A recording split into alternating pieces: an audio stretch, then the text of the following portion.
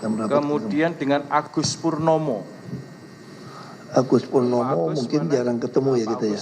Nah, Kenal? enggak pernah kenal. kontak Baik. kalau Pak Agus kayaknya. Dengan Sani Dinar Iya, Saifuddin. pernah ketemu dan merapat Pak.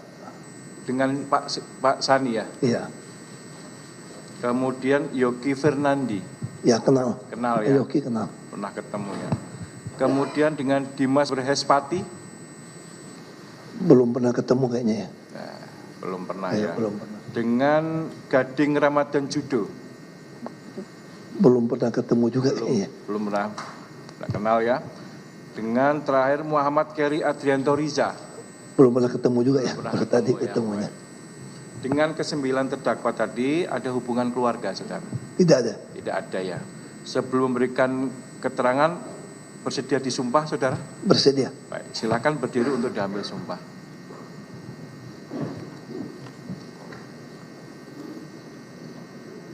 Ya, ikuti lafaz sumpah yang saya pandu.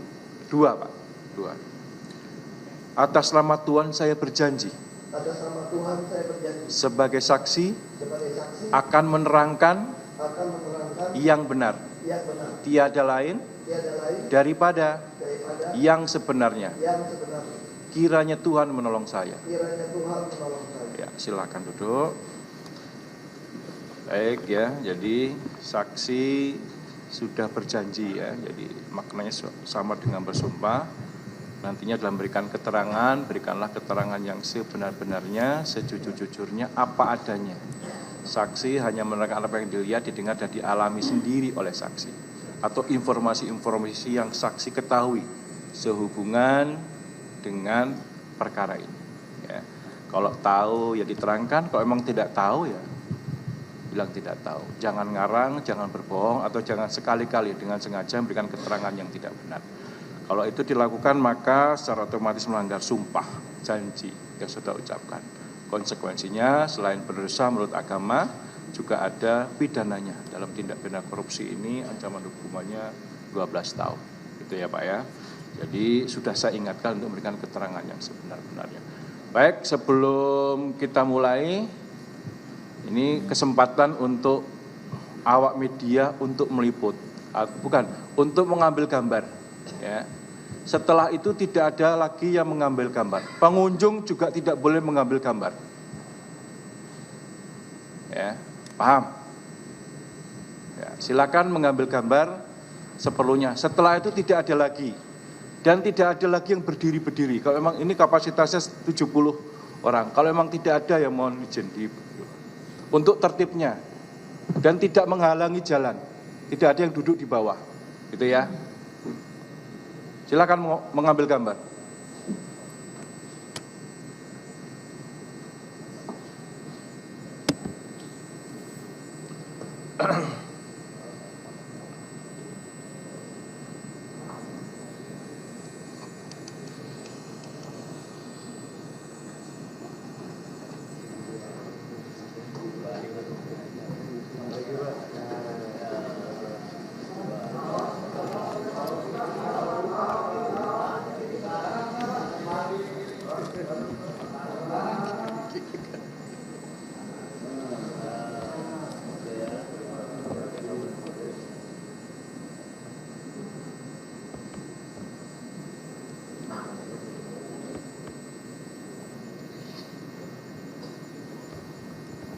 Cukup? Nah itu kan terhalang jalannya tuh. Tolong jangan menghalangi jalan keluar masuk. Silakan mengikuti persidangan ini dengan tertib. Tapi tolong jangan menghalangi jalan orang keluar masuk. Gitu ya. Cari posisi-posisi yang memang oke lah. Karena memang ini kita tempatnya terbatas. Tapi tolong jangan menghalang-halangi orang yang berdiri itu silakan cari tempat duduk kalau masih ada. Jangan berdiri di depan pintu, menghalangi orang yang ini untuk tertibnya persidangan ini. Tolong. Kalau enggak mulai-mulai kita nanti.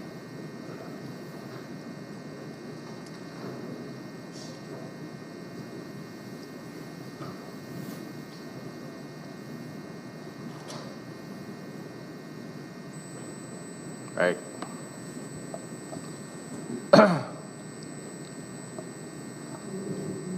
Baik, penuntut umum. Jadi satu ya hari ini ya. Siap, Baik, Yang Mulia. untuk lebih mempersingkat waktu karena waktu kita tidak banyak. Silakan dilakukan pemeriksaan untuk saksi. Terima kasih, silakan. Yang Mulia. Saya awali saksi Bapak Basuki Cahayapurnama, betul ya? Ya. Di tingkat penyidikan, apakah saudara saksi pernah diminta keterangan dan dibuatkan berita acara pemeriksaan, kemudian jawabannya betul, jawaban saudara saksi dalam keadaan bebas tidak tertekan? Ya, pernah. Betul ya? Dan betul. Dibenarkan BAP ini ya? Ya, ini. Di BAP saudara menjabat selaku komisaris utama PT Pertamina Persero periode 2019-2024, betul ya? Bisa dijelaskan saat itu susunan Dewan Komisaris di Pertamina siapa saja? Wah, saya cuma ingatnya ada Pak Fikri, ada Pak Budi Gunawan. Ada berapa? Ada komisaris utama, kemudian di bawah. Saya komisaris utama. Komisaris utama cuma satu ya? Bapak, Ada wakilnya, Ada itu wakil. dari Wamen. Pak Archandra. Pertama Pak Pahala, Oke, sebelumnya Pak Suhasil. Pak Suhasil. Nah, Oke. waktu saya baru masuk Pak Suhasil. Oke, kalau lupa. Mohon maaf Pak, saya lupa saudara saksi. juga. Pertanyaan selanjutnya, di antara para terdakwa ini, apakah ketika saudara menjabat selaku komisaris utama, ada yang saat itu menjabat selaku direksi di PT Pertamina? Seingat saudara saksi. Seingat saya belum ya waktu itu ya.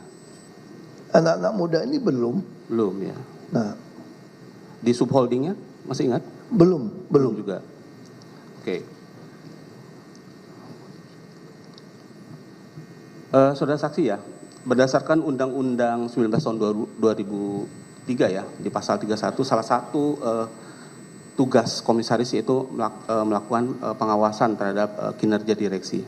Yang menjadi pertanyaan saya, bisa saudara saksi jelaskan secara singkat saja mekanisme serta bentuk pengawasan saudara saksi selaku komisaris utama terhadap direksi baik di holding maupun subholding seperti apa? Ya. Kami ada komite audit, ada komite remunerasi, juga ada komite satu lagi manajemen risiko. Itu kita ada komitenya dan pasti kami ini kan kolektif. Oke. Kolektif. Lalu subholding itu juga punya komisaris, dewan komisaris sendiri. Nah, lalu bagaimana hubungannya? Kami selalu mengikuti bersama membuat rencana kerja anggaran perusahaan RKAP setiap akhir tahun yang kemudian disahkan oleh pemegang saham, diwakili tentu Menteri Keuangan, diwakili oleh Menteri BUMN. Nah, disitulah kami setiap bulan melakukan monitoring pelaksanaan RKAP tersebut.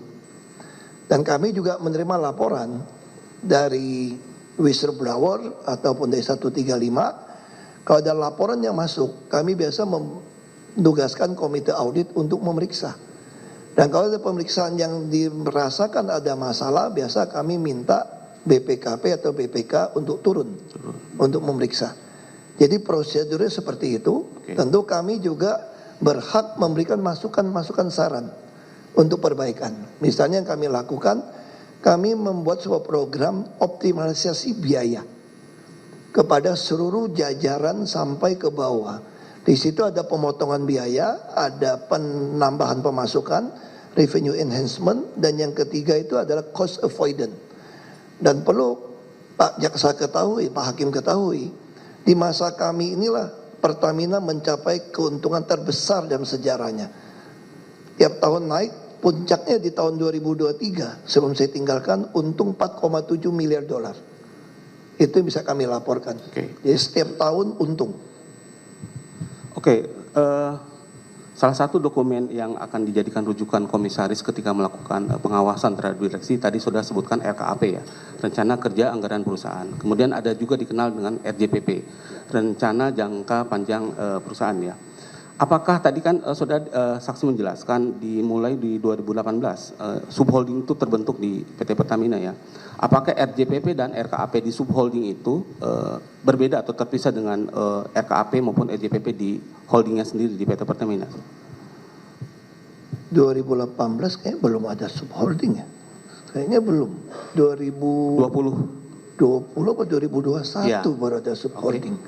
Jadi prinsipnya waktu kami menyusun RKAP itu seluruh subholding sampai cucu cicit itu harus susun. sampai pelita air pun harus susun. Oke. Dan kami biasa itu menghabiskan 1 minggu bersama dari seluruh direktorat untuk menyusun, lalu kami tanya, ini targetnya kemana? Karena itu pedomannya, kalau mereka melanggar dari RKAP pemakaian keuangan, itu bisa pelanggaran. Tapi operasional kami tentu Dewan Komisaris tidak sampai mengurus ke operasional. Oke, berarti komisaris itu yang menjadi salah satu pedomannya RKAP dalam pelaksanaan tugas-tugas direksi di bawah. Itu yang kami monitor dan laporan tiap bulan. Jadi seluruh subholding, holding, sampai cucu cicit perusahaan harus ikut rapat untuk memonitor kenapa rugi. Karena patokan kami yang penting kan untung nggak. Kalau nggak untung pasti kami kejar. Dasarnya kenapa nggak untung itu, Pak. Oke, terima kasih saudara saksi. Kemudian keterangan Ibu Nike saksi sebelum persidangan ini menjelaskan bahwa salah satu misi yang diemban oleh Pertamina selaku BUMN energi utama yaitu sebagai menjalankan public service obligation atau PSO, Pak ya, untuk menyediakan BBM itu baik pertalite maupun solar. Nah, saudara selaku komisaris utama, bagaimana saudara bisa memastikan bahwa direksi-direksi baik di holding maupun subholding itu menjalankan fungsi PSO yang diamanatkan oleh pemerintah tadi? Ya pertama kan nggak bisa bohong ya Pak ya. Kalau di SPBU kosong kan ketahuan mereka nggak kerja Pak. Lalu kami udah bikin sebuah sistem digital untuk memonitor. Nah zaman saya itu kita berhasil membuat monitor dari hulu ngangkat minyak berapa barrel per hari sampai kapal kirim sampai ke SPBU kami bisa kontrol dengan baik. Jadi semua bisa dikontrol dengan sampai kapal di mana semua dikontrol dengan baik dengan sistem digital. Maka di situ kami bisa mengurangi dampak kerugian atau pemborosan yang tidak sengaja terjadi. Jadi sistemnya semua digital bisa kita monitor. Bisa dilihat di lantai berapa saya lupa 21 apa 22 itu bisa monitor semua. Semua real time kami monitor. Sampai SPBU yang macet dia kirim pesanan sampai ada yang ngisi pakai tangki semua kami bisa monitor. Oke. Terima kasih saudara saksi ya. Kemudian saya sedikit tadi saudara menyinggung tentang keuntungan yang diraih oleh Pertamina. Sebagaimana kita ketahui kan pasar Pertamina ini hampir 96% lah pasar migas ini dikuasai oleh Pertamina. Pasti untung itu saudara saksi karena customer-nya sudah ada ratusan juta masyarakat Indonesia. Pertanyaan saya bagaimana saudara sebagai komisaris memastikan bahwa keuntungan yang diperoleh Pertamina ini dengan direksi yang menjalankan fungsi operasional itu sesuai atau emang seharusnya keuntungan yang diperoleh Pertamina tidak ada pengurangan keuntungan misalkan ketika ada tadi inefisiensi dalam menjalankan operasional tadi. Ini mohon maaf Pak Jaksa, Pak Hakim. Justru Pertamina itu berdarah-darah sebetulnya di Patra Niaga itu cash flow-nya itu merah, rugi. Berapa kali rugi? Kenapa? Karena pemerintah memaksa tanda kutip barang subsidi tidak boleh dinaikkan. Mungkin di sini perlu saya luruskan. Banyak orang berpikir Pertamina ini seenaknya menaikkan harga. Padahal tanpa izin presiden, menteri pun tidak berani menaikkan harga. Lalu apa yang terjadi? Mungkin Bapak Ibu masih ingat ketika harga minyak dunia naik, SPBU swasta sudah menaikkan harga. Pertamina kok tidak naik? Kami itu cash flow-nya itu arus kas itu merah itu, miliaran dolar. Di situ kami terpaksa minjam uang dengan pendek, direksi pinjam. Kami setuju. Kenapa? Karena pemerintah tidak izin naikkan harga. Padahal subsidi ditentukan bisa Rp1.000. Ini udah beda 5.000. Pemerintah nggak mau tahu. Termasuk satu harga. Itu banyak masyarakat nggak paham. Ini yang disebut dari Ibu Nike tentang public service obligation. Subsidi yang satu harga itu kirim barang gitu banyak. Itu kita bisa subsidi sampai 1 triliun. Pertamina keluar uang. Makanya saya pernah lapor presiden. Kalau Bapak kasih kami ubah sistem subsidinya dengan ke orang dengan sistem digital, kami punya My Pertamina. Dan anak-anak muda ini, mohon maaf Pak ya, kenapa bisa anak-anak muda ini jadi direksi? Karena kami mengubah sistem waktu itu. Dulu tuh urut kacang. Yang muda ini nggak bisa 20 tahun, kalau kerja 20 tahun baru bisa sampai senior vice president. Saya selaku ketua komite normasi, saya potong, ribut sama direksi yang lama, sama BUMN. Nggak bisa. Dasarnya meritokrasi. Anak umur berapapun kalau dia mau kerja, jujur harus jadi direksi. Ini yang kita lakukan, Pak. Lalu apa yang terjadi? Tidak disetujui. Oke. Nah itu yang saya sampaikan, Pak. Padahal saya bilang saya bisa untung $6 miliar kami. Oke. Kalau subsidi tidak dalam bentuk barang, tapi dengan sistem voucher digital. Dan anak-anak muda ini sudah membuat Pertamina yang kartu Pertamina itu, yang My Pertamina. Oke. Itu bisa jadi kuno luar biasa. Tapi itu juga kesulitan pemerintah tidak izinkan kami melakukan terobosan ini. Oke, sudah saksi. Kami sudah menangkap keterangan saudara ya. Kemudian di persidangan sebelumnya juga ada Pak Arcanda maupun Ibu Nike menjelaskan bahwa kebutuhan BBM nasional itu sekitar 1,4 juta barrel per hari. Kemudian kemampuan domestik itu menyerap sekitar 800.000, sehingga ada kekurangan sekitar 600 barrel per hari. Itu dari sisi impor minyak mentah. Kemudian ada juga kondisi sebelum di 2018 saudara saksi, ada faktanya bahwa ada 255.000 barrel per hari itu yang bagian minyak mentah bagian negara itu yang dilakukan ekspor pada akhirnya. Kemudian dampaknya untuk memenuhi kebutuhan BBM kita melakukan impor juga terhadap minyak mentah yang sama. Kemudian ada impor BBM. Ini terjadi secara dan waktu yang bersamaan. Nah, kondisi seperti ini apakah saudara selaku komisaris pernah mendapatkan informasi atau laporan dari direksi terkait adanya kondisi seperti ini? Ada minyak mentah yang ekspor, tapi ada di sisi lain ada pelaksanaan impor baik minyak mentah maupun BBM. Ya, tentu mohon maaf saya teknis tidak kuasai betul, tapi yang kami dengar mungkin Pak Jaksa harus pahami juga sedikit. Minyak mentah itu bermacam-macam jenisnya Pak Jaksa. Jadi ada jenis yang low sulfur misalnya, itu harganya tinggi, kita nggak butuh barang itu. Jadi dalam perdagangan Pertamina itu biasa saja, kalau ada barang mau dibeli orang lebih mahal, kami tidak butuh barang lebih mahal, kami impor, itu biasa. Jadi jangan punya pemikiran kita, semua barang yang dikeluarkan dari minyak bumi bagian pemerintah harus kita serap.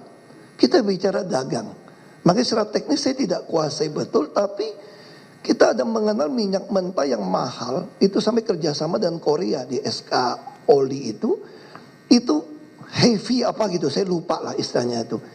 Jadi itu kita pilih lebih baik kita ekspor, tapi kita bisa beli impor yang lebih murah. Karena tugas kami adalah menghemat devisa negara. Oke. Kami itu Pak yang namanya lakukan. Saudara saksi.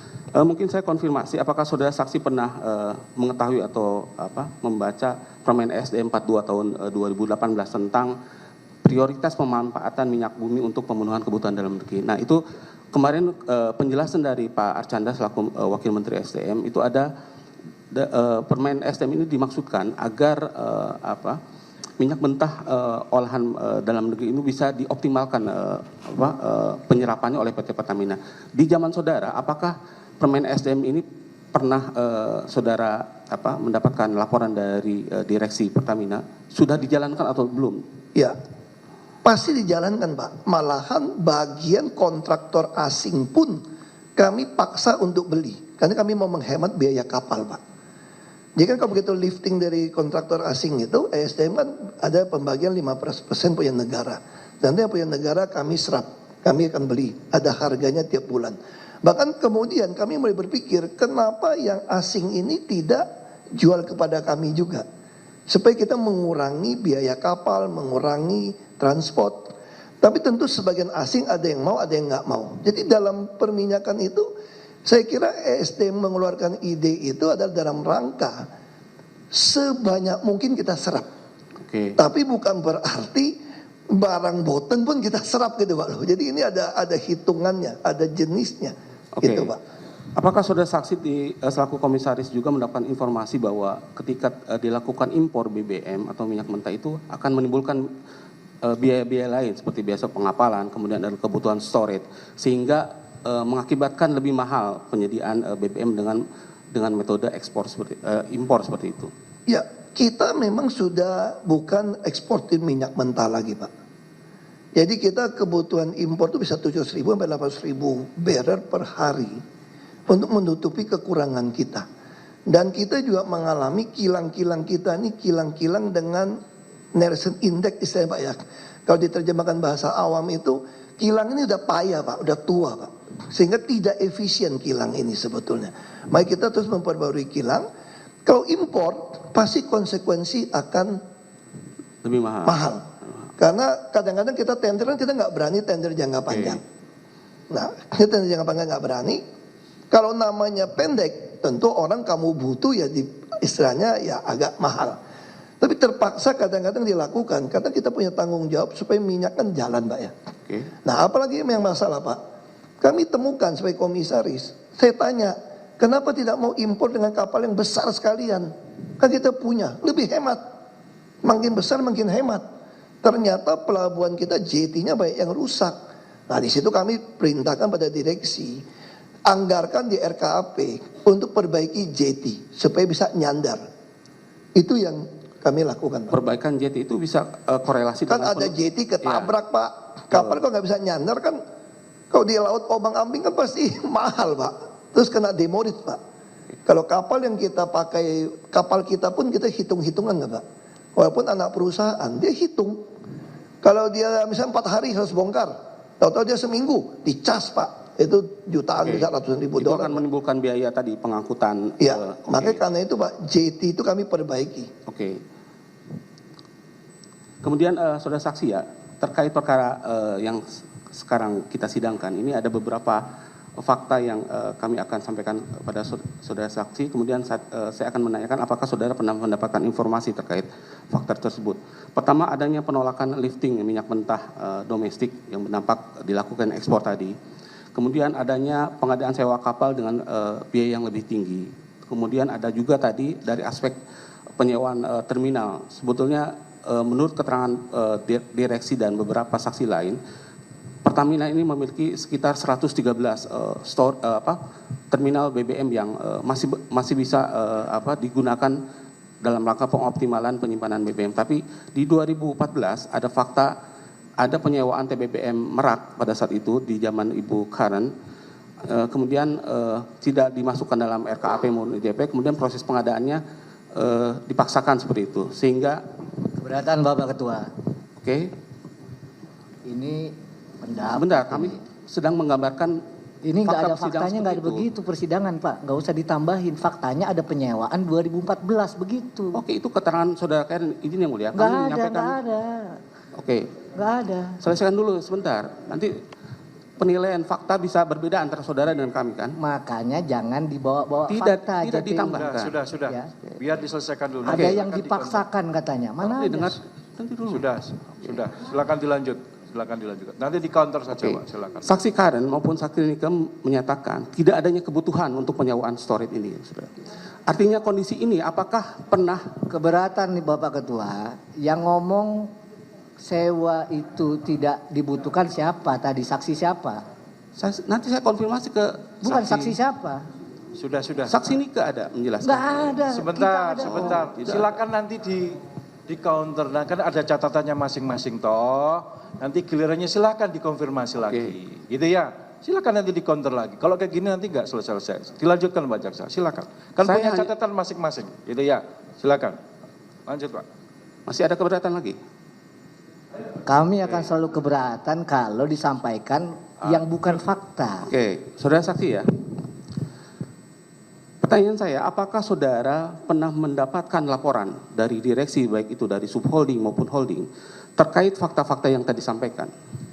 Ya, 2014 saya masih jauh belum masuk ke dalam ya. Enggak, ini kan periode sewanya sampai 2024, saudara saksi.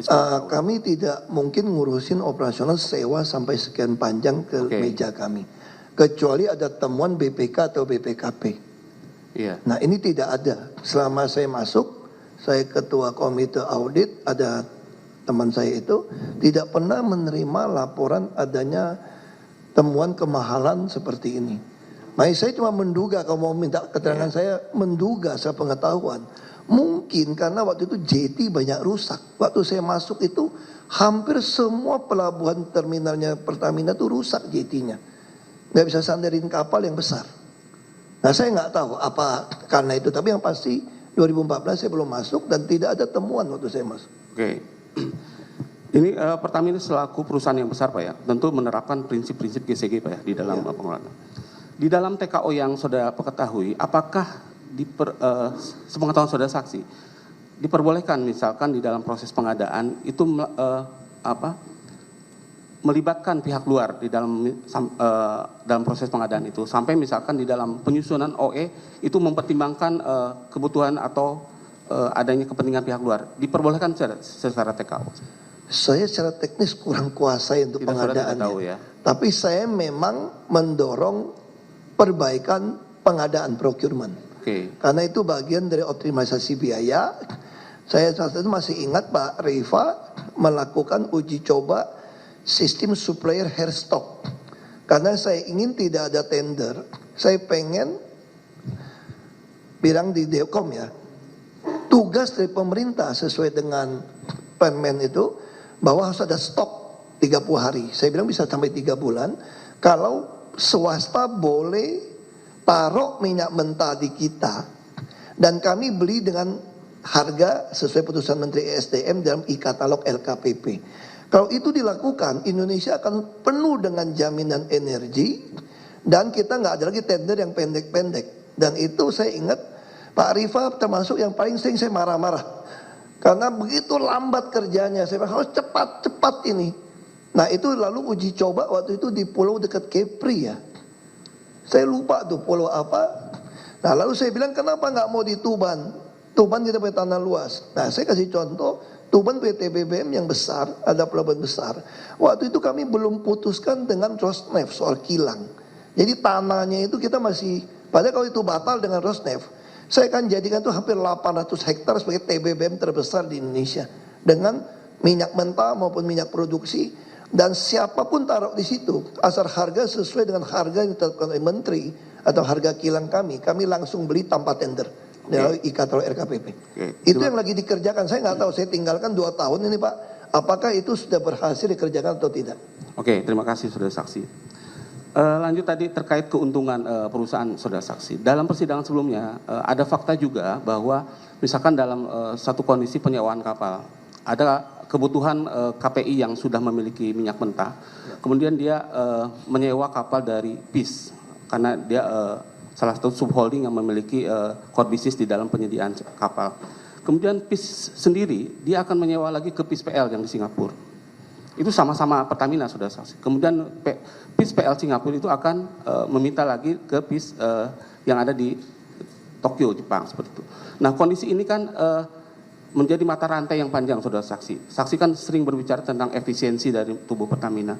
Selaku komisaris PT Pertamina, apakah saudara pernah mendapatkan fakta yang tadi sampaikan dan apa tindakan saudara selaku komisaris untuk mengefisiensikan fakta tadi? Yang tadi kan jalur mata rantai ini menjadi panjang untuk penyewaan kapal saja harus memenuhi beberapa step tadi. Pertama mungkin perlu saya jelaskan ya, ini teknis juga, ini bicara dagang saja. Sewa kapal di dunia ini nggak gampang Pak Jaksa.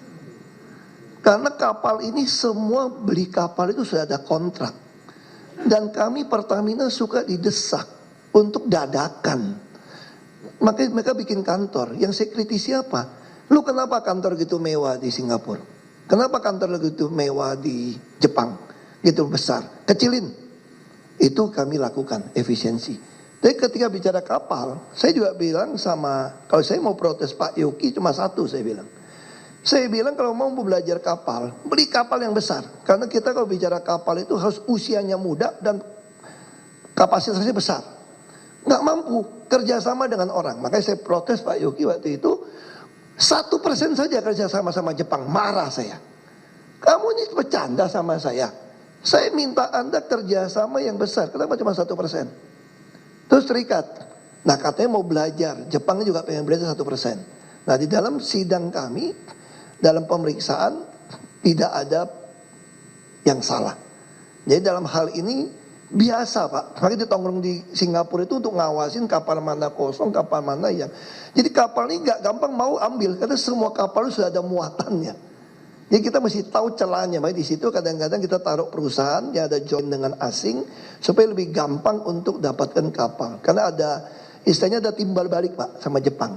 Kamu kasih saya ngangkat barang saya, nanti kamu butuh barang saya juga angkat barang kamu. Karena kan laut ini kan menganut asas sabotage istilahnya Pak ya, kalau salah Pak ya. Sabotage itu kapal kita ini nggak bisa masuk ke Amerika, ada nggak bisa masuk ke Timur. Jadi ada kapal ini. Di situ gunanya kerjasama buka kantor di Dubai, buka kantor di Jepang, di Singapura, kerjasama dengan orang ngambil kapal itu supaya kapal kita bisa nyebrang. Bendera kita nggak bisa ke Amerika Pak, kalau nggak beli di Amerika. Nah disitulah gunanya kita kerjasama saling tuker. Dalam hal ini saya pikir memang BPK juga nggak ketemu kesalahan, memang nggak salah juga memang dalam dagang seperti itu Pak. Oke, terima kasih saudara saksi. Tadi saudara jelaskan di awal, saudara menjabat sampai dengan di awal Januari ya, awal Januari tahun 2024. Saya berhenti. Anda berhenti atau mengundurkan diri, saudara saksi? Saya mengundurkan diri. Bisa dijelaskan sedikit apa dasar latar belakang saudara mengundurkan? Saya harusnya sudah mengundurkan diri di akhir Desember 2023. Setelah saya selesai menyusun RKAP 2024. Sayangnya RKAP 2024 pengesahan RUPS oleh Menteri BUMN terlambat. Baru dilakukan di Januari. Nah begitu dilakukan di Januari saya mundur. Tapi di situ saya sudah meninggalkan sebuah catatan. RKAP dengan sistem pengadaan yang baru harus memberikan penghematan 46%. Dan direksi semua sudah tanda tangan. Nah saya keluar karena alasan politik. Beda pandangan dengan Presiden Pak Jokowi. Oke, tadi saudara juga katakan di periode saudara kan ada keuntungan yang signifikan. Setelah saudara tidak menjabat, apakah saudara pernah memantau? Saya tidak tahu, saya baca berita, saya tinggalkan untung 4,7 miliar dolar. Oke. Nah 2024-2025 saya tidak tahu keuntungan berapa, tapi saya dengar lebih kecil daripada waktu saya tinggalkan. Menurun seperti itu? Ya. Oke. Terakhir saudara saksi ya. Dari awal sampai akhir sudah menjelaskan sebetulnya dari sudut pandang komisaris utama apa yang perlu diperbaiki dalam tata kelola PT Pertamina di luar tadi yang efisiensi atau hal lain. Ya. Saya kira Presiden harus berani melakukan dan DPR subsidi ke orang bukan di barang. Dan kita harus berani juga melakukan supplier head stock. Semua orang boleh taruh minyak mentah, minyak produksi di Indonesia dengan kita beli dengan e-katalog. Dengan cara itu, maka semua pengolahan akan transparan dan bagus. Kalau hari ini membuat Pertamina sangat susah dengan kewajiban mendistribusikan begitu banyak, sangat susah Pak. Itu. Terima kasih yang mulia. Izin dilanjutkan yang mulia. Izin melanjutkan yang mulia. Oke, baik. Terima kasih ya, saksi. Melanjutkan untuk beberapa pertanyaan saja. Ya. Tadi selaku komisaris saksi tentu tadi sudah menerangkan tidak bisa menjelaskan secara detail mengenai hal-hal yang teknis ya. Ya. Meskipun tadi ada beberapa informasi yang saudara dapatkan, lalu kemudian saudara bisa menjabarkan secara detail ya. Ya. Oke, baik. Ini kan saudara melakukan pengawasan tadi, ada dua kan, pengawasan maupun sifatnya memberikan saran. Ya. Informasi atau bahan untuk melakukan pengawasan, ya, itu saudara peroleh dari mana dan dalam bentuk apa biasanya? Ya, kami itu sebelum rapat kami sudah monitor di RKAP. Ya. Makanya pertama saya masuk ke Pertamina, saya tidak tahu saldo uang di bank sampai cicit perusahaan berapa. Oke. Makanya pada saat itu saya tugaskan Ibu Emma melakukan digitalisasi. Sehingga saya tahu persis uang itu seluruh perusahaan ketahuan. Makanya kami membangun sebuah sistem digital menghubungkan itu semua. Oke. Dan monitor itu kami bisa monitor setiap saat. Di dalam kita ada Pertamina terlalu canggih Pak, uangnya banyak Pak. Kita punya Microsoft, ada namanya tuh saya lupa tuh. Saya tinggal buka di iPhone saya, atau di iPad saya bisa ikutin semua minyak, uang, semua saya bisa ikutin.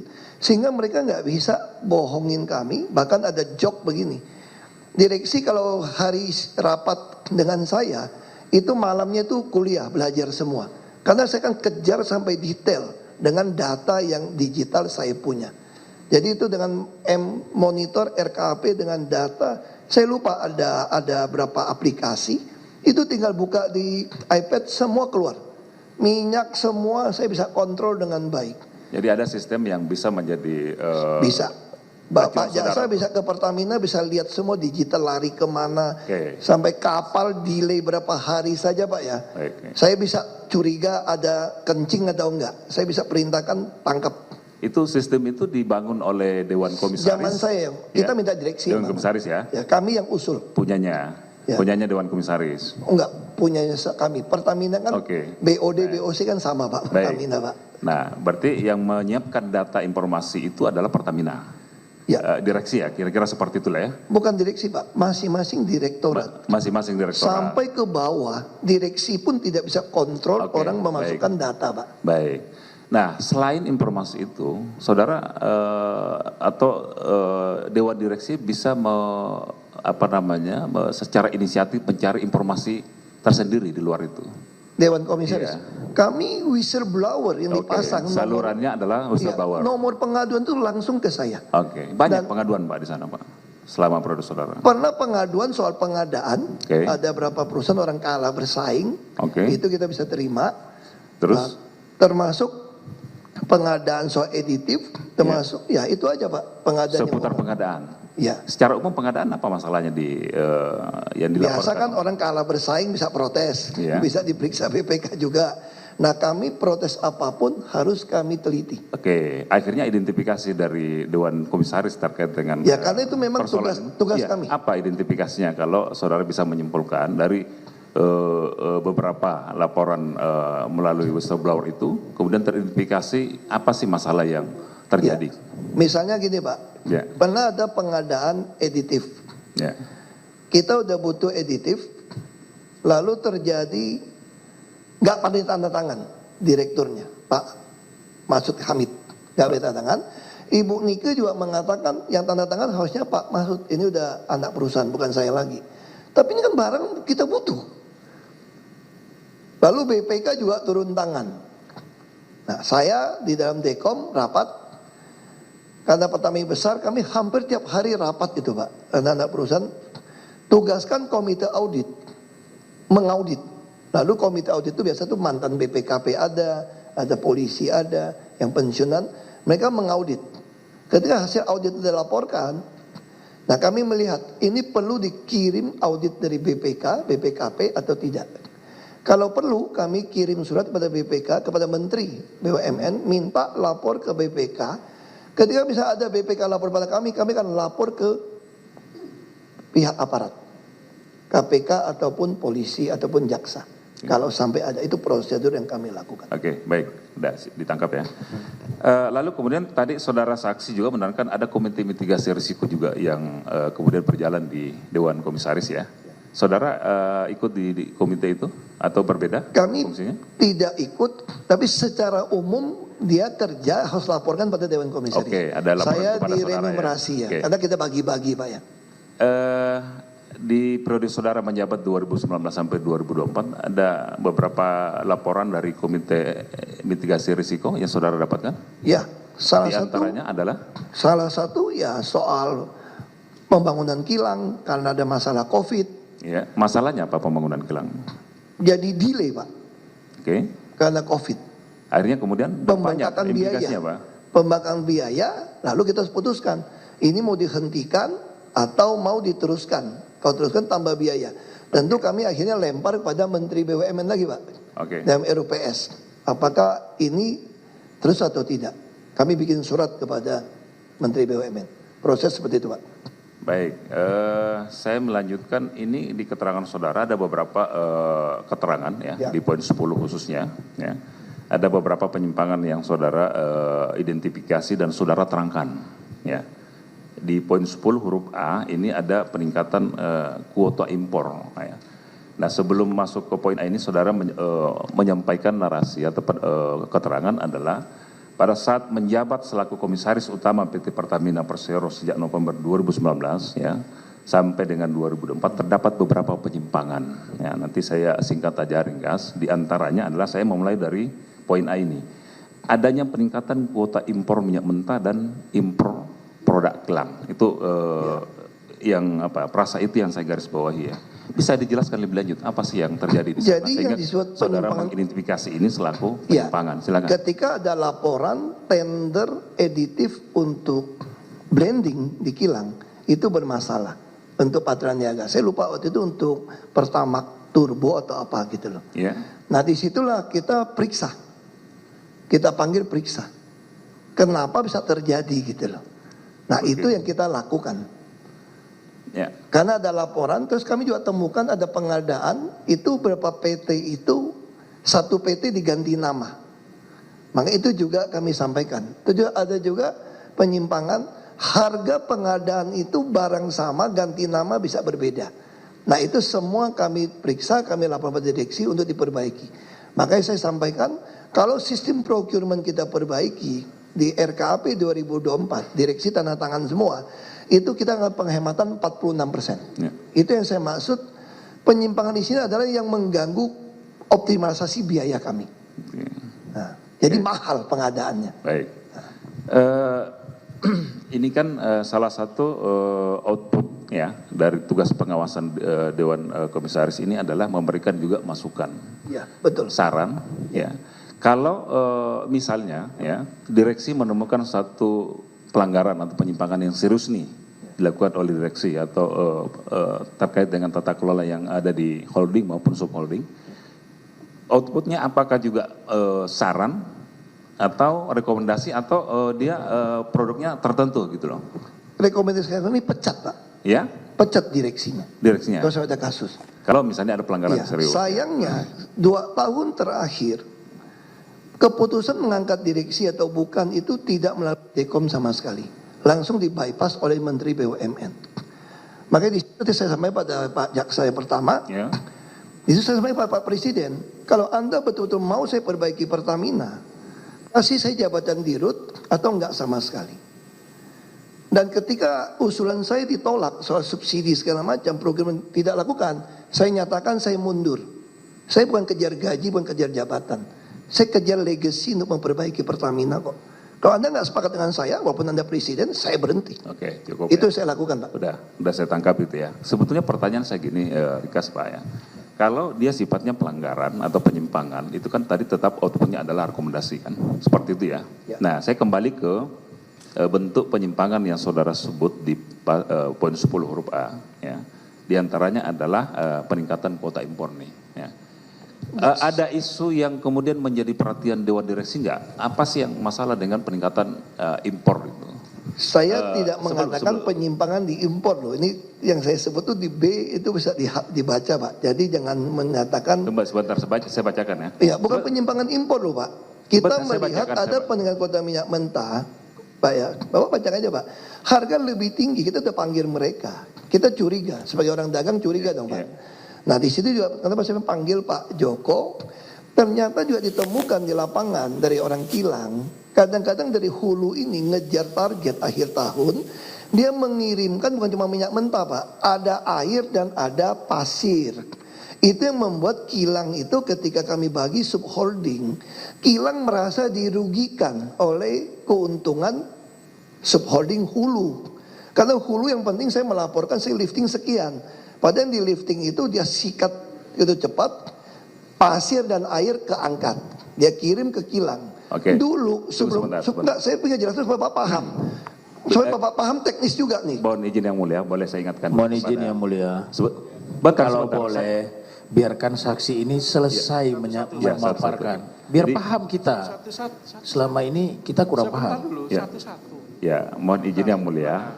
Konteks pertanyaan saya ingin mengingatkan kepada saksi, konteks pertanyaannya kami adalah yang terkait dengan pertanyaan itu. Nah, saya ingin mengingatkan kepada saksi, pertanyaan kami sebetulnya bukan di situ. Jadi mohon dijelaskan dulu. Sebentar sebelum jawab ya. Sebentar. Ya. Sebelum dijawab, ya, saksi coba mencermati dulu, selesaikan dulu pertanyaan kami baru dijawab ya. Karena konteks pertanyaan kami sebetulnya keterangan saksi juga nih. Betul, ya. justru saya bilang, saya mau jelaskan keterangan ini ke Ya. arah mana gitu. Saya belum Jangan- selesai. Saya. Nah, keterangan saksi adalah ini beberapa penyimpangan itu kan keterangan saksi juga di poin 10 ini sebelum masuk ke poin itu ya. Nah, konteks pertanyaan saya tadi adalah masih di keterangan saksi ini adalah ada peningkatan kuota impor. Nah, di sini sebenarnya detail ini penjelasannya ini. Ada misalnya tidak dapat diserap seluruhnya, tidak dapat masuk ke Pertamina itu bahasa saksi. Ini yang konteks itu yang saya ingin tanyakan sebetulnya. Betul. Jadi agak berbeda dengan tadi ya. Ya, makanya saya sampaikan, kami Dekom, kan kita awam kan. Kami heran kenapa ada minyak diekspor, kenapa ada minyak diimpor. Oke, silakan. Sama kayak Pak Jaksa juga gitu loh. Kami tentu menduga ini penyimpangan kan, makanya di situ kita panggil direksi. Oke. Dari direksi dipanggil, kami jadi paham. Oh ternyata ini tidak semua kilang bisa ngolah. Terus yang kedua, teman-teman di kilang ini menolak kiriman minyak mentah dari hulu. Karena ada pasir, ada air. Makanya kami panggil direksi semua. Oke, sekarang kita bikin aturan baru. Kalau barangnya jelek, walaupun ini barang sendiri, tolak. Oke. Karena kalian sudah dibagi di subholding. Tapi kalian tetap harus bisa produksi. Nah di sini kita sampaikan penyimpangan itu udah di-clearkan. Tapi penyimpangan mana yang jadi kita laporkan lagi, diperiksa audit?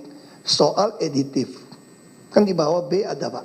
Ya, saya belum ke Nah, B. jadi itu yang saya sampaikan. Ya, Jadi, poin A dulu. nah, itu Pak. Oke, udah ya. Nah, ini kan kemudian saudara juga menerangkan satu istilah yang kemudian ketika ini terjadi impor, harga lebih tinggi. Sebentar ya, jangan dijawab dulu sebelum saya selesai. Nah, pertanyaannya adalah, apakah kemudian ada satu isu ya yang jadi perhatian khusus dari Dewan Komisaris ketika saudara menjabat itu? Nah ini kira-kira Pertamina atau yang direksi yang di Pertamina pada periode itu ada ketidakpatuhan nih dengan permen tadi yang diterangkan oleh rekan kami 42 ini yang terkait dengan pemenuhan kebutuhan dalam negeri yang prioritas itu. Sampai ke situ nggak ada satu kesimpulan atau satu pemikiran ini jadi isu nih ketika ini terjadi terus menerus ini bisa menjadi satu frame bahwa Pertamina tidak patuh terhadap Ya. kebijakan dan regulasi yang sudah ditetapkan. Ya tentu kami Dewan Komisaris ini kerjanya ya suuzon. Ya. Karena kami ditugaskan dibayar untuk mengawasi. Makanya ketika terjadi kami melihat dari luar, kok kenapa impor, kenapa ekspor? Makanya tadi saya jelaskan. Setelah tahu teknis, kami paham. Tidak semua minyak mentah itu sama kualitas bisa terima dari kilang. Makanya di situ kami melihat, ini bukan kesalahan direksi untuk impor dadakan, dapat harga mahal, toh BPKP tidak ada temuan pengadaannya menyimpang atau tidak. Dan masih untung. Lalu di situ kami mengusulkan sebuah ide, kenapa tidak membuat supplier hair stock supaya nggak usah tender terus menerus, taruh saja barang, siapapun yang taruh barang di Indonesia kami beli, udah saya jelaskan tadi. Itu yang kami usulkan. Kami selalu bukan cuma curiga, panggil, periksa, lalu kami selalu memberikan usulan. Bisa tanyakan pada direksi yang saudara jadi tersangka.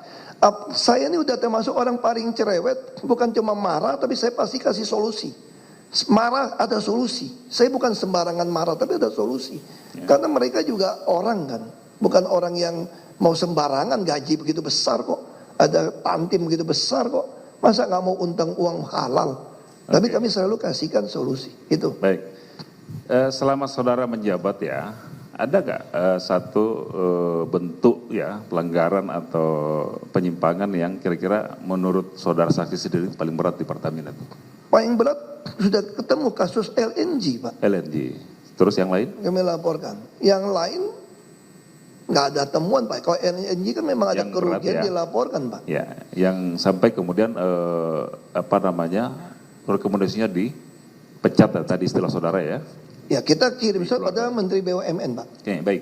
Ini saya ingin menanyakan aja ya penegasan ya. Tadi masih di poin 10 huruf A ini keterangan saudara ini ada dua nama, namanya Pak Joko Priyono dan Pak Masud Kamit, dua-duanya mantan Ya. direksi pada anak perusahaan Pertamina Subholding ya. Satu KPI, satu PPN. Ini istilah saudara sebut di sini yang sudah dicopot nih. Ini ada persoalan nggak dengan dua orang ini sehingga kemudian ini disebut sebagai mantan yang sudah dicopot nih? Ya.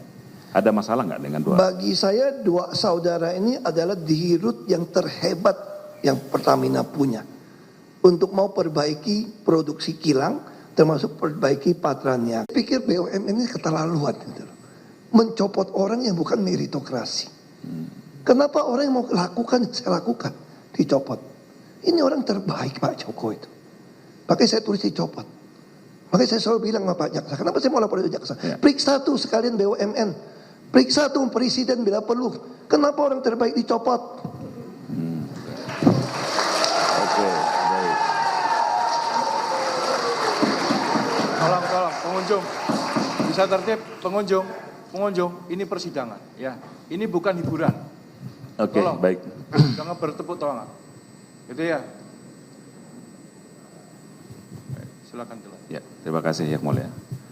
Oke, tadi saya mencatat beberapa keterangan dari saksi juga bahwa kemudian sebetulnya kalau ada temuan BPK atau BPKP ya yang terjadi di selama pengolahan di Pertamina maupun di holding, subholdingnya itu kemudian disampaikan kepada direksi, betul ya?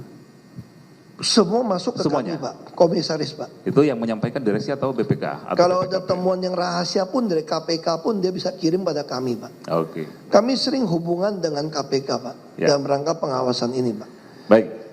Kalau yang terkait dengan proses pengadaan, saudara pernah terima nggak ada satu persoalan yang kemudian menjadi temuan BPK ya di sistem pengadaan di Pertamina? Ada, saudara pernah mendapatkan informasi? Kami tidak Selama pernah periode dapat. saudara, ya? Tidak ada Pak. Ya? Di masa saya tidak ada. Terkait dengan pengadaan yang kemudian memenangkan salah satu demut yang sebetulnya tidak masuk daftar seleksi, jadi temuan BPK, saudara Nah ada itu informasi kami atau tidak tahu Pak. Karena Tidak tahu, semua ya? pengangkatan langsung oleh Menteri BUMN Pak. Oke. Tinggal surat, bahkan kami dicopot pun, kami dilantik pun kita tidak pernah diajak negosiasi. Baik, tapi saudara nggak tahu Kita nggak tahu Pak. informasi mengenai ada temuan BPK? Mungkin itu saya jelaskan situasi Ya, di dalam Pak. oke. Ya. Saya pernah waktu baru jadi komut, tiba-tiba ada direktur yang dicopot dari holding. Saya marah di dalam rapat. Ini apa-apaan, kok komut nggak tahu ada direktur diganti dari menteri. Lalu ada bagian Kolsek, siapa tuh saya Kolsek itu, corporate secretary, dia angkat tangan. Mohon maaf Pak Komut itu nggak berhak untuk menentukan direksi mana diganti mana enggak. Itu haknya Menteri BUMN. Saya waktu itu mau saya lempar pakai botol air minum udah. Dia gituin saya. Tapi saat saya jalanin saya memahami sistem kita memang begitu kayaknya. Makanya saya terus lapor pada presiden 1 tahun 2 tahun tidak ada reaksi. Makanya tahun ketiga saya sudah putuskan. Sebetulnya awal tahun kalau saya mau ngomong, almarhum Pak Kuntoro Mangkusubroto, dia teman baik bapak saya, dia sudah nasihatin saya, dia datang ke Pertamina sama Pak Eri. Pak Suki, kamu percaya sama saya, nggak ada guna di sini, mending berhenti. Makanya saya berhenti dari komut di PLN katanya, karena semua ada di Menteri BUMN. Tapi saya bilang, Pak, saya mau coba. Minimal saya mau perbaiki dari dalam. Sampai bisa berhasil membangun cost optimalisasi. Beliau bilang, ya silakan coba.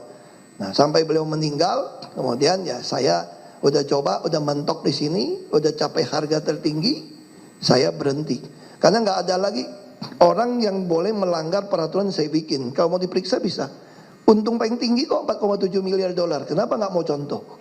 Sederhana sebetulnya kalau mau tangkap orang main saya bilang. Makanya saya bilang saya lapor ke jaksa. Saya punya rapat saya kasih pada jaksa. Silakan Bapak periksa semua notulen rapat. Tinggal ditanya kenapa tidak ikutin saran dari Dekom. Itu jauh lebih penting buat saya. Oke, baik.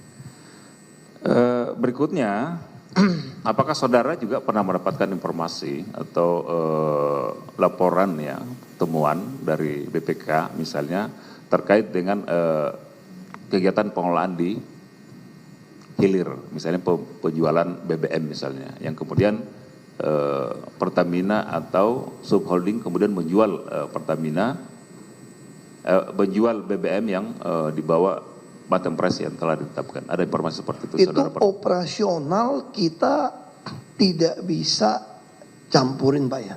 Ya. Dan kalau saya mau jelaskan, di dalam Patria Niaga itu kami sengaja naruh komisaris itu anggota PPKP aktif dan jenderal polisi lulusan terbaik yang pensiunan duduk di sana jadi komisaris. Jadi selama ini mereka tidak pernah melaporkan pada kami ada penyimpangan. Nah soal kalau dibilang ada temuan dagang lebih murah, lebih mahal, dalam perdagangan minyak itu sangat wajar Pak, karena mereka bidding Pak. Kita melawan AKR, melawan yang lain. Jadi untuk kontrak jangka panjang itu kadang-kadang direksi bisa memberikan harga yang karena panjang. Nah itu kita nggak campur Pak, itu operasional sama sekali. Pertanyaan saya adalah apakah pernah saudara dapat informasi temuan BPK misalnya? Tidak, karena orang 2024, BPKP-nya, ya orang BPKP-nya jadi komisaris nggak pernah laporkan Pak. Nggak pernah ya? BPK ini BPK misalnya, ada nggak? Kita nggak pernah Pak, Nggak pernah. karena pasti lapor pada kami Pak. Oke, baik. Berikutnya, tadi juga saudara menerangkan kemudian pernah mengusulkan satu sistem pengadaan yang efisien yang baru ya. Ya. Tapi kemudian apakah kemudian ditindaklanjuti, di apa namanya, dikabulkan misalnya. Tapi kemudian ini pernah saudara mengusulkan. Ada masalah apa dengan sistem pengadaan sebelumnya? Pengadaan sebelumnya itu membuat Indonesia tidak punya cadangan lebih dari 30 hari. Karena kalau mau sampai 30 hari berapa hari, mau berapa miliar dolar. Sebetulnya dalam undang-undang migas itu menjadi tugas pemerintah. Tapi karena pemerintah merasa Pertamina adalah BUMN, padahal dalam undang-undang migas Pertamina ini diperlakukan seperti swasta sebetulnya. Tapi karena pemegang saham adalah pemerintah, Pertamina ditugaskan, lu rugilah kira-kira gitu. Kamu nombok, kamu mesti nombok demi supaya negara ini aman secara minyak. Jadi secara prinsip, makanya kami usulkan, kenapa tidak mau supplier Herstock dengan e-katalog RKPP. Saya bawa tim Pertamina ketemu kepala RKPP ada 3 kali. RKPP juga saya undang datang ke Pertamina.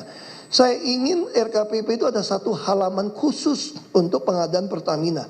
Seperti yang saya punya waktu saya di Jakarta. Jakarta menjadi provinsi pertama yang punya halaman khusus pengadaan. Makanya saya bisa hemat uang begitu banyak di Jakarta. Tapi apa yang terjadi ketika saya tidak jadi gubernur lagi? Semua diubah. Ada nggak BPKP mengatakan itu temuan? Cuma kelebihan bayar Pak.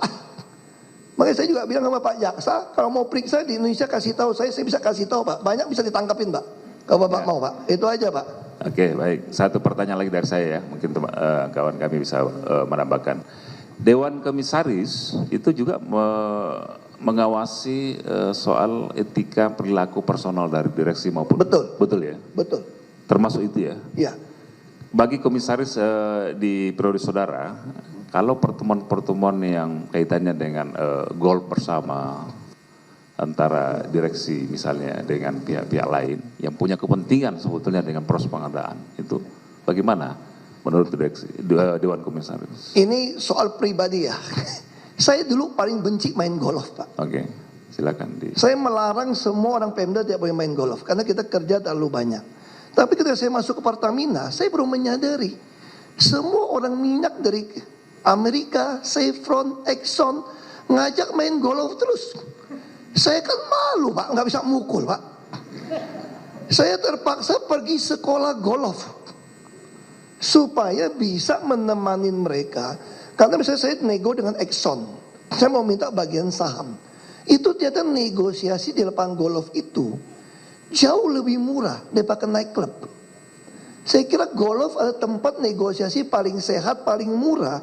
Jemur jalan murah. Dan bayarin anggota main itu sangat murah. Makanya saya belajar golf, saya menjamu orang-orang Exxon untuk main golf. Saya sampai ke Chevron diajak main golf.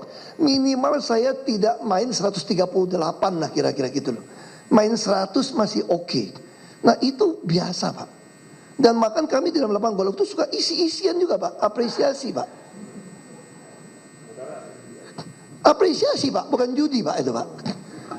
Jadi sesuatu yang di lapangan golf Bapak bisa cari.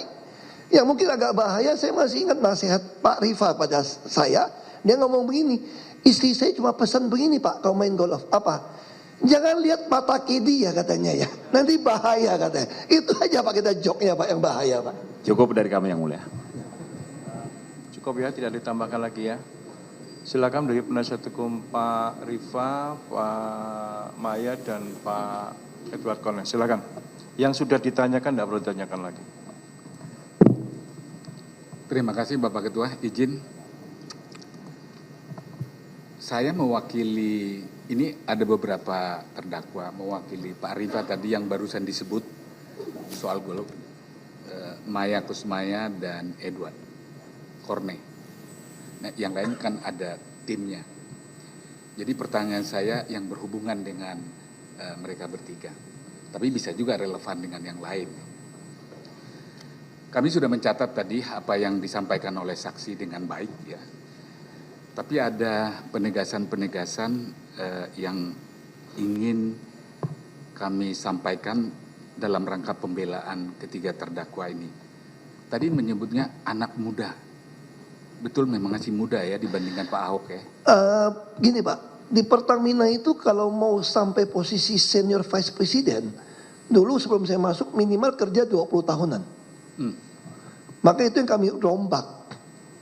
Di situ ada hasilnya anak-anak muda, maksud saya umur 30-an, 40-an ini, dulu bisa 50-an baru bisa posisi. Akhirnya mereka bisa duduk di posisi senior vice president waktu muda. Yang penting mau menuruti saran kami, mau menjalankan RKAP dengan baik, maka jadi promosi. Ya sempat dulu direksi SDM yang lama protes Pak. Makanya saya katakan anak muda, saya sudah 60 tahun Pak. Sudah pensiun Pak. Mereka ini masih 40-an, di bawah 40, itu saya anak muda Pak. Jadi kata anak muda itu tadi kontekstual ya, yaitu mereka-mereka yang mempunyai kemampuan ya, yang Maaf, bisa Pak Hakim ya, saya potong Pak Hakim ya. Saya tidak mengatakan anak muda lebih pintar daripada orang tua juga loh. Jadi jangan salah paham ya. Saya tidak fanatik orang muda pasti lebih hebat, enggak. Saya cuma katakan saya meratakan lapangan tanding. Tugas saya adalah mengadministrasi keadilan. Saya tidak mau ada orang dianggap muda, dianggap tidak pantas menduduki jabatan orang yang lebih tua. Itu yang saya maksud. Makanya saya meratakan lapangan tanding. Itu yang saya lakukan. Jadi artinya karena prestasi, nggak lihat umurnya muda atau tua, Ya. diberikan kesempatan. Ya. Dan tadi saksi melihat anak muda yang tiga ini tadi kan, menyapanya anak muda kan begitu ya. Ya. Saya agak terkesan tadi dengan pernyataan itu. Dalam konteks itu ya. Ya dibandingkan orang Pertamina yang lama-lama itu mereka sangat muda. Dan seharusnya nggak boleh dapat posisi ini. Dan tapi karena memang pintar. Mereka memang bisa paham semua yang kami sampaikan. Nggak gampang zaman sekarang kalau kerja. Kita punya banyak sekali aplikasi yang harus Anda isi. Ada namanya Power BI. Aku bilang apa Power BI? Itu nggak gampang untuk baca. Belum lagi baca RKAP. Belum lagi kita bicara menggunakan M-Team. Ini kita butuh orang yang paham teknologi dan digital. Nah lebih penting lagi memang komunikasinya dia paham. Baik. Nah, walaupun kadang-kadang saya suka merasa kamu ada yang batas-batasin ya. Takut lo ya. Ya semua pada takut BUMN lah, takut dipecat Pak. Betul. Kemudian tadi saksi menjelaskan tentang My Pertamina ya tadi ya. Tapi agak terpotong dalam konteks anak muda ini yang membuat My Pertamina kan gitu. Bisa dijelaskan Pak? Ya, jadi kita itu ada aplikasi apps gitu ya. Seperti di situ tuh sama kayak kalau bayangin, kalau tadi kan 96%. Kalau seluruh konsumen BBM di Indonesia harus belanja dengan My Pertamina aplikasinya. Kita ini jadi sumber duit tuh orang pasang iklan, pasang voucher digital. Di zaman Pak Masud, kenapa saya begitu dorong anak muda ini gitu. Saya senang dia bikin My Pertamina. Saya masuk, kok nggak dimanfaatkan? Saya dorong untuk non tunai segala macam. Saya kasih contoh, pernah kejadian Bekasi banjir. Ketika Bekasi banjir, SPBU ada yang tenggelam. Saya panggil Pak Masud Hamid datang, Pak, gimana kita kasih bantuan CSR untuk yang kena banjir? Lo bilang mau baginya gimana? Gini, saya pengen kasih bensin kepada mereka dalam bentuk voucher. Gimana caranya? Pakai My Pertamina. Kamu tolong cek siapa yang suka ngisi bensin lebih dari 3 kali seminggu. Pakai motor. Pasti orang itu tinggal sekitar situ dan termasuk ekonominya sedang. Kamu kirim aja 10 liter, 15 liter bagian promosi My Pertamina, termasuk voucher-voucher dibalikin. Kita kerjasama bisa belanja di Alfamart, bisa di kayak toko-toko yang lain. Ini vouchernya luar biasa, makanya saya mau minta ngembangkan My Pertamina. Dan waktu zaman kita waktu itu udah terus naik ya pemakaiannya, saya lupa itu angkanya. Nah itu karya anak-anak muda, saya lupa siapa tuh satu yang agak hitam-hitam itu satu. Yang saya marahin terus, karena saya orangnya nggak sabar. Karena saya tahu saya pasti nggak lama dipecat, karena terlalu susah ngelawan terus. Makanya saya kejar cepat, saya mau tinggalkan legacy itu. Dan itu mereka kerjakan. Dan My Pertamina itu legasinya Pak Rifa waktu zamannya Pak Rifa di PPN Ya, Maya ini. sebetulnya udah ada yang lama sudah bikin tapi kurang gitu aktif. Makanya Pak Rifa kalau ditanya, ada orang yang paling sering saya marahin karena lambat. Tapi beliau orangnya juga dimarahin, mau di WA ada pengaduan, SPBU kurang, pengaduan orang, saya pasti WA beliau. Saya nggak mau tahu, mau tengah malam harus jawab WA saya karena ini pengaduan. Dan saya senang mereka tuh jawab semua. Pak Maya termasuk orang yang sangat saya ketemu luar negeri cerdas. Pak Maya. Ya, makanya saya lihat ini anak-anak muda yang cerdas. Saya jujur juga agak kaget gitu bilang agak rugi 200 sekian triliun, mohon maaf nih. Saya juga agak kaget waktu itu gitu. Baik. Jadi My Pertamina ini walaupun kelihatan masih kecil tapi itu satu prestasi achievement ya dari anak muda ini yang menolong seperti dijelaskan oleh My Pertamina udah besar, Pak. Oh, Kita besar. cuma masalah itu masalah komunikasi di SPBU itu internetnya ada sedikit masalah berapa tempat. Sebetulnya kalau itu semua dulu kan belum ada Starlink jalan dengan baik ya. So kalau kita wajibkan Starlink dengan toilet yang bagus, saya kira My Pertamina akan jadi penghasil uang yang besar buat Pertamina. Karena itu duit, Pak. Orang kan pasang iklan untuk dagang, minta kasih komisi, termasuk voucher-voucher digital. Kita belum bisa full untuk pakai itu semua. Nah, terus dulu BUMN membatasi tidak boleh bank lain, hanya link aja. Nah, kami tidak bisa melawan BUMN ketika BUMN mengatakan, tolong kasih kesempatan link aja 2 tahun untuk menjadi monopoli di My Pertamina. Itu bagi saya satu kemunduran. Baik kemudian setelah link aja kurang berkembang baru dibuka semua bank bisa. Nah di situ pemakaian melonjak. My Pertamina adalah aset Pertamina yang terbaik. Kalau dikerja, ya, aplikasi kalau dikerjakan, aplikasi yang terbaik. Ya, untuk online, untuk digital voucher segala macam. Dan itu diimprove ketika zamannya di zamannya Pak Rifa. Ya, karena dia di rootnya, yang saya sering marahin karena anak buahnya saya nggak mau tahu lah, taunya dia aja. Dimarahin dan dia kerjakan. Iya. Kadang saya merasa masih lambat sih, makanya saya suka marah. Masih ada lambatnya. Itu aja lah. Baik, saya beralih kepada tadi SHS tadi ya, Ya. disebutkan dikaitkan dengan Rifa juga. Ya, supplier hair stock, Pak. Supply hair stock. Ya, jadi supplier menyetok barangnya. Menyetok Tanpa barangnya. kami bayar, diambil baru bayar, Pak. Itu prinsipnya. Dan itu ketika zamannya Rifa. Ya. Nah, apa positifnya SHS ya waktu zamannya Fahri Pak Maya itu terhadap Pertamina? Itu belum full jalan, Pak. Karena kami butuh lahan besar untuk di Tuban sebetulnya. Makanya waktu uji coba di dekat Kepri kalau nggak salah ya. Tanjung Uban. Tanjung Uban ya, Tanjung Uban. Itu uji coba kecil. Nah saya tidak puas. Saya maunya besar. Supaya apa? Keuntungannya kita nggak ada lagi tender dadakan, Pak. Kenapa? Karena kilang kami kan kilang tua, Pak ya. Kadang-kadang kilang itu bisa unplanned shutdown. Saya tentu suuzon. Ini sengaja atau mau beli minyak? Waktu itu Pak Kapolri, Pak Sigit masih kabar reskrim. Saya datang kepada beliau, kirim brimob, tungguin semua kilang kami. Siapapun yang macam-macam sabotase tembak, saya bilang. Karena tiap kali itu unplanned shutdown, Singapura pesta pora. Kita butuh solar, butuh minyak, cepat-cepat beli.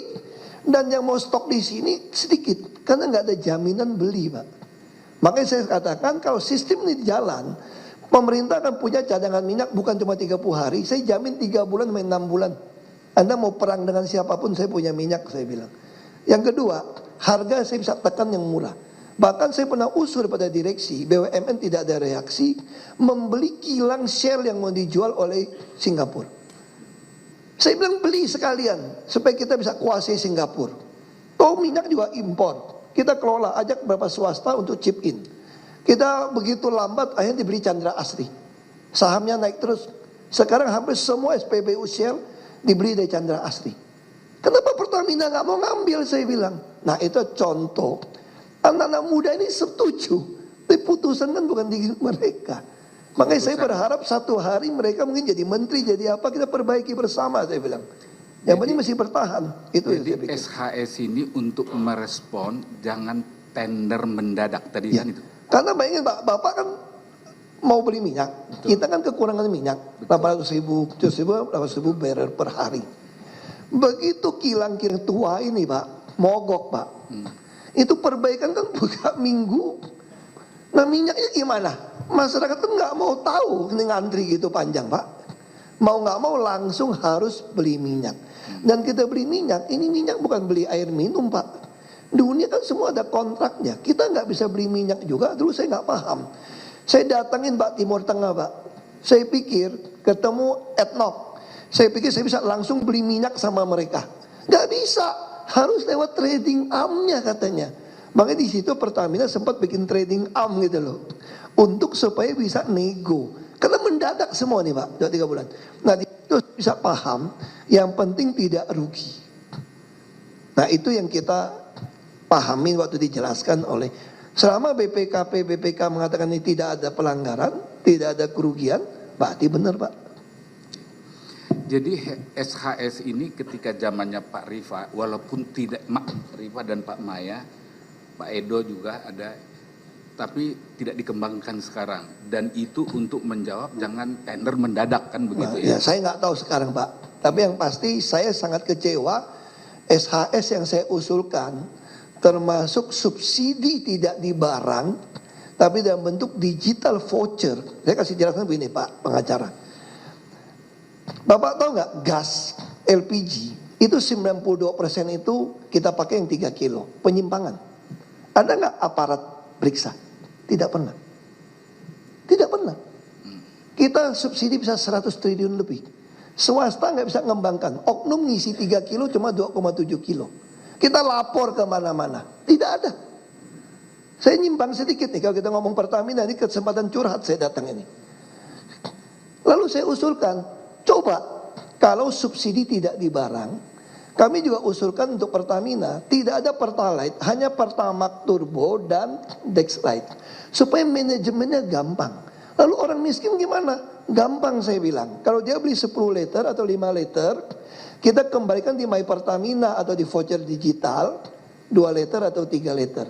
Dan kalau 1 bulan dia tidak ngisi bensin lagi atau solar lagi, dalam 1 bulan vouchernya hangus Pak. Jadi kita bisa kontrol nih orang ini. Saya lapor depan Menko, depan Presiden, depan Ibu Menteri Keuangan, langsung hilang itu jaminannya. Jadi kita bisa kontrol dengan baik. Tidak pernah mau dilakukan. Nah makanya saya sampaikan, coba kalau bensin segala macam dengan sistem SHS, sprayer stock ini Pak, dengan sistem tidak ada subsidi di barang, tapi di orang dengan digital, semua orang sudah punya HP. BI punya data, tapi SKK Migas tidak pernah mengeluarkan batasan yang mobil yang boleh isi, mana nggak boleh ngisi waktu itu. Siapa yang boleh terima gas, siapa yang nggak terima gas, cuma KTP doang. Makanya saya protes. Kita tentukan saja dengan berani. Orang satu keluarga yang penghasilan di bawah 1 UMP, bahkan 2 kali UMP, saya berani kasih subsidi. Tapi dalam bentuk voucher digital, yang nggak pakai sebulan hangus, kembali ke negara uangnya. Daripada sekarang kemana-mana, ngomong ratusan triliun. Nah itu maksud saya, dan anak-anak muda ini menerima pemikiran saya. Dan dilaksanakan. Terhambat Pak, saya kan masih bos BUMN presiden Pak. Itu masalahnya Pak, makanya saya senang Pak. Ketika orang mau menerima ide saya suka bilang, kita semua murid, semua guru. Kalau saya salah, ajarin saya. Tapi kalau kamu salah, saya lebih pintar dari kamu, jadi murid saya. Kalau bahasa kasar di kampung saya dulu Pak ya, jadi bodoh tuh nurut, pintar itu ngajar. Jangan bodoh nggak mau nurut, pintar nggak mau ngajar, kurang ngajar lu gue bilang. Saya sering marahin begitu sama mereka. Sekarang beralih soal tadi whistle blowing itu tadi kan dia menjelaskan. Jadi selama menjadi Dewan Komisaris, whistle blowing ini menjadi instrumen untuk pengawasan, betul? Ya, betul. Langsung masuk ke Dekom. Whistle blowing ini langsung masuk ke Dekom. Ya, ada nomor khusus dikelola di Singapura malahan Pak. Dikelola oleh konsultan, saya lupa nggak sebut nama konsultan yang pegang Pak. Makanya dia akan jadi semua nggak bisa buka, hanya kami Dekom yang bisa. Jadi semua tidak bisa buka Ya, kecuali Dekom. nggak bisa manipulasi karena itu data juga di Singapura, nggak bisa dihack juga.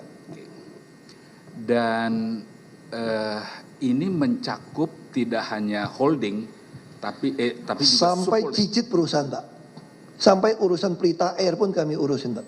Sampai Pelita Air Ya. juga diurusi Ya. ya. Tidak saja holding, subholding, tapi juga personaliannya juga. Laporan bawa perempuan ke karaoke pun bisa masuk Pak. Masuk di whistle Semua blowing masuk itu. Pak.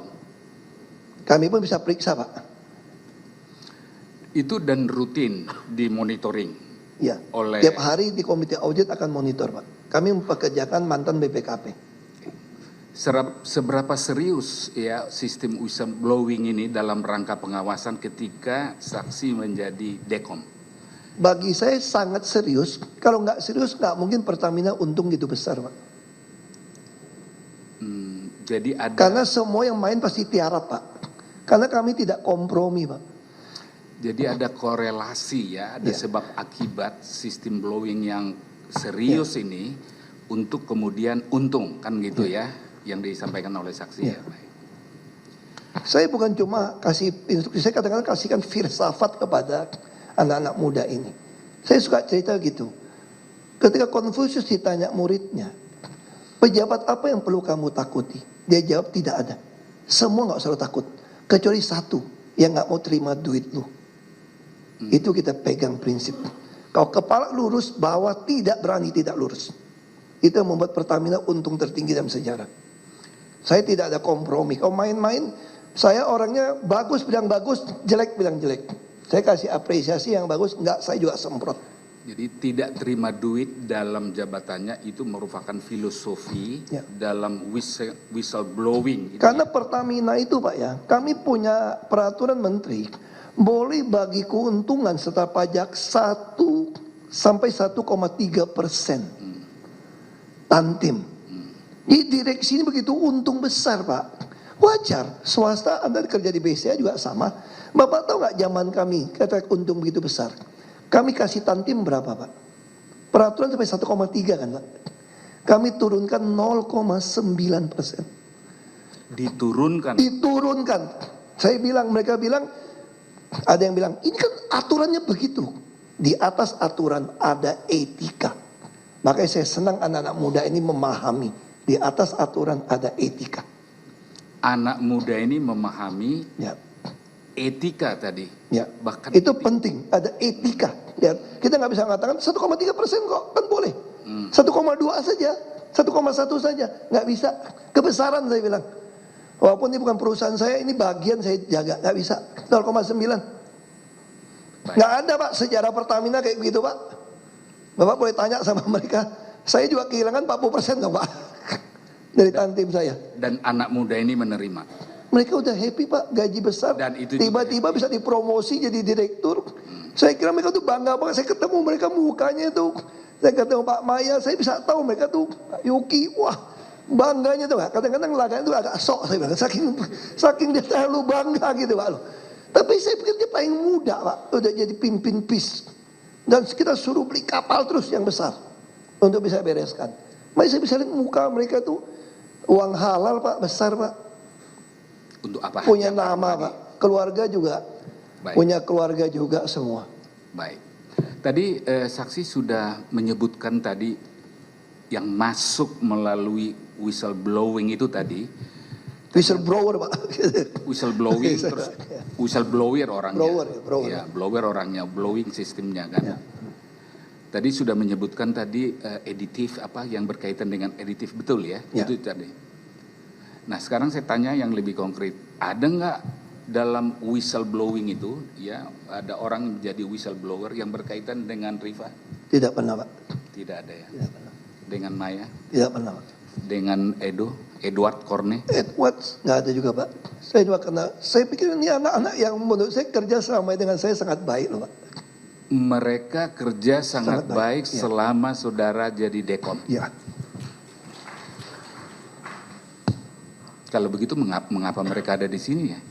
Mesti tanya Pak Jaksa nih Pak. Saya juga nggak tahu Pak.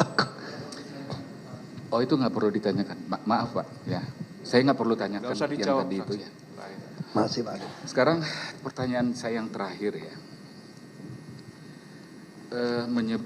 Pada sidang yang lalu Ibu Nike bersaksi di sini mengatakan keuntungan Pertamina Holding pada zaman 2000 ya, Pertamina 2021 2003 ya kalau nggak salah. 2002 2003. 4,7 miliar dolar. Dan kontribusi dari PPN 1,3 miliar dolar. Jadi kontribusi ya, yaitu dari penjualan solar non subsidi ya, itu antara lain. Gimana? Betul nggak apa yang dikatakan saksi? Tadi memang udah berulang-ulang dikatakan. Jadi waktu saya baru masuk November 2019 itu, kita dalam rapat pertama dilaporkan kita memprediksikan akan kerugian 1 miliar dolar waktu pertama masuk. Maka dari situlah kita mulai perbaiki, kita melakukan sebuah optimalisasi biaya. Terdiri dari 3 bagian. Memotong biaya yang tidak perlu, menambah penghasilan dari barang-barang, dari apa aset apapun jadi penghasilan. Yang ketiga kita cost avoidance, menghindari biaya akibat unplanned shutdown atau kecelakaan atau masalah hukum. Nah kita lakukan. Waktu itu saya terpaksa cari orang luar. Karena saya tidak percaya orang dalam ada apa. Kami temukan bekas mantan auditor BPKP yang sudah di swasta masih muda. Dikenalkan dari orang BPKP, saya interview dia, namanya Pak Agus. Dia menolak masuk ke pemerintah kembali. Walaupun dia dulu pernah ngaudit Pertamina. Dia tahu dalamnya Pertamina. Lalu saya bilang, bantu saya. Dia mau. Kemudian dia jadi chief auditor. Merangkap, kemudian saya bagus, dia merangkap jadi kepala dari tim optimalisasi biaya. Makanya waktu dia masuk, kena COVID waktu itu Pak, 2020. Berarti waktu dia mulai sembuh, kita masih menyelamatkan dari mau rugi jadi 800 juta dolar untung. Tapi tahun keduanya di 2021 kami mulai ngebut ini dengan sistem. Mulai naik 2 miliar 2,7 berapa saya lupa. Naik lagi 300, naik lagi 4 Pak. Jadi itulah yang dilakukan. Lalu kami mengganti personel. Jadi orang-orang yang mau bekerja, tidak peduli dia pangkatnya. Di Pertamina ada PLL Pak. Pertamina reference level Pak. Kayak pangkat kolonel atau apa Pak. Makanya anak-anak yang relatif umur di bawah 40, jangan harap ke senior vice president waktu itu. Karena mereka belum sampai. Di situ yang kami rombak Pak. Rombak lalu itulah yang terjadi. Jadi keuntungan ini tercapai karena memang betul-betul optimalisasi biaya yang berhasil. Dan direksi membuat buku Pak atas ini, keberhasilan ini. Supaya bisa dicontoh oleh BUMN yang lain. Kami ada bukunya. Tadi saksi mengatakan tadi the best ya, jadi keuntungan ya. Betul ya, itu dari saksi. Ini saya mau memperlihatkan satu dokumen ya, bisa lihat yang infocus ini. Ya. Nah ini yang saya maksud, kita bikin. Tentang optimalisasi, cost optimization. Ya, bisa dijelaskan? Betul. Ya. Jadi ini setiap subholding, semua anak cucu titik perusahaan harus berlomba-lomba mendapatkan terbaik. Jadi ada 3 hal. Potong biaya yang nggak perlu, Cari tambahan, misalnya contoh di kilang, barang-barang yang dianggap dibuang itu harus jadi. Misalnya contoh kantor kapal Pertamina di hotel yang paling mahal di Tokyo itu loh. Saya datang gila apa satu lantai, nggak bisa, kecilin. Semua dikecilin, sebatas kecil mungkin. Tidak boleh buka kantor kalau tidak penting. Di Dubai mau buka kantor sekecil mungkin. Saya mau datang mau lihat. Nah itu semua akhirnya menghasilkan. Ditanding Pak. Ya ada satu kebanggaan tiap tahun ulang tahun itu mereka memamerkan yang berhasil melakukan cost optimization ini. Jadi Best Process Improvement Program Cost Optimization Project 2002. Sekalipun itu tidak dianggap saya yang usul Pak. Karena ini ada tugas direksi. Tugas direksi. Walaupun itu semua kami yang minta saran dikerjakan. Bisa foto itu lihat, ada yang mengenal di foto itu? Kejauhan Pak. Kau pakai jilbab pasti Bu Nike biasanya. Ada Bu Nike. Oke. Bu Nike. Kemudian Siapa ya? Ada Pak kayaknya sih ada Pak Maya. Maya ya kayaknya. Ya. Kayaknya dulu lebih gemuk ya, sekarang lebih kurus ya. Baik. Gak apa-apa, aku juga pernah di penjara gitu kok. Baik, saya pertanyaan mau terakhir nih. Tadi soal etika itu tadi ya, dipegang itu ya, dan itu menjadi filosofi tadi mengutip Sun Tzu ya tadi ya, bukan? Confucius ya? Confucius Pak. Oh, bukan Sun Tzu ya, itu perang ya. Etika, jadi maksudnya yang tidak mau terima uang kan, kalau nggak salah itu. Apa tadi etika? Ya, maksud saya gini Pak, kita kadang-kadang peraturan undang-undang kita itu terlambat mengikuti zaman. Ya. Bisa terjadi. Ya. Misal contoh kasus Pertamina kemarin itu. Pertamina waktu masih ekspor minyak mentah dengan harga $100 per barrel.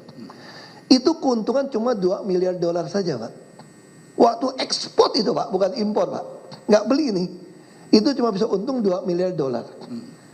Ketika kami melakukan ini, nah saya berpikir dulu karena untungnya nggak seberapa, maka BUMN membuat peraturan boleh bagi untung sampai 1,3%. Kan gitu Pak.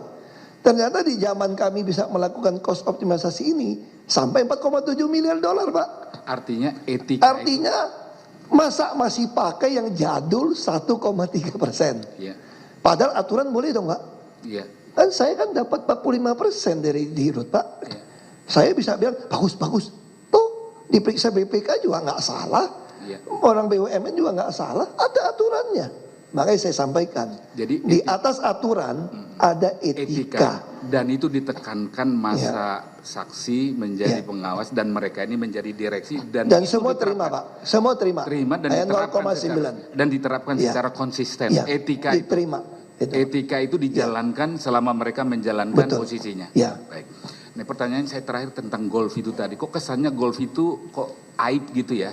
Tadi saya dulu juga pikir aib Pak golf Pak. tapi ternyata bukan.